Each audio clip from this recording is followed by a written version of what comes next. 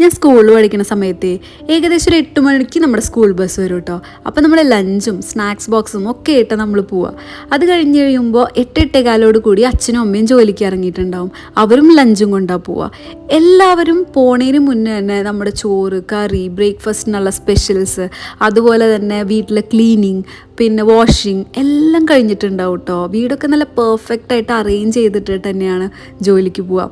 അന്നൊക്കെ നമ്മൾ കുട്ടികളല്ലേ, വീട്ടിലങ്ങനെ വലിയ കാര്യമായിട്ട് ഹെൽപ്പിങ് കാര്യങ്ങളൊന്നുമില്ല. അമ്മ എന്തു അടിപൊളിയായിട്ടെല്ലാം മാനേജ് ചെയ്തിരുന്നതെന്ന് ഞാൻ ഇപ്പോൾ ആലോചിക്കും.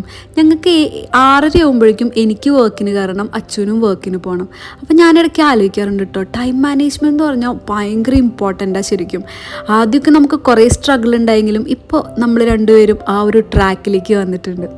എല്ലാം ഇങ്ങനെ കറങ്ങി വരും അല്ലേ, കാലചക്രം അതന്നെ.